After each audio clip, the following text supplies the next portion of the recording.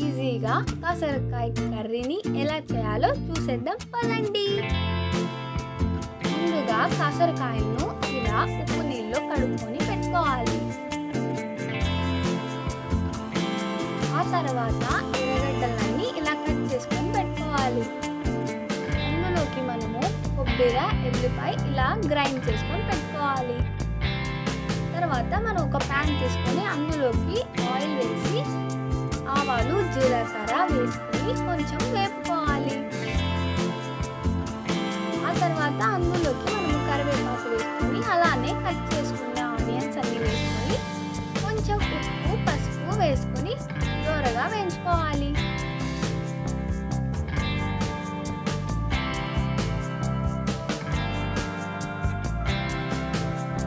తర్వాత మనము కడిగి పెట్టుకున్న కాకరకాయను ఇలా వేసుకొని లో ఫ్లేమ్లోనే దూరగా వేయించుకోవాలి.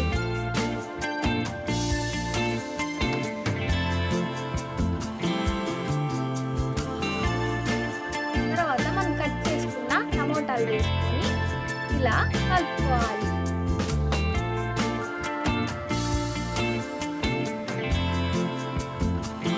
కొద్దిసేపు మగ్గనివ్వాలి. ఇలానే మధ్యలో కలుపుకుంటూ ఉండాలి. అలానే మధ్యలో చెక్ చేసుకోవాలి. ఇలా లేదంటే ఇత్తనాలు బయటికి వచ్చేస్తాయి.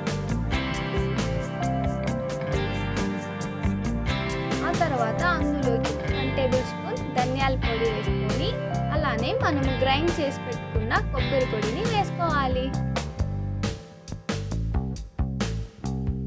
ఇలా లో ఫ్లేమ్లో కలిపేసుకుంటే అంతే, రెడీ. ఎంతో టేస్టీగా, ఈజీగా కాకరకాయ కర్రీ రెడీ.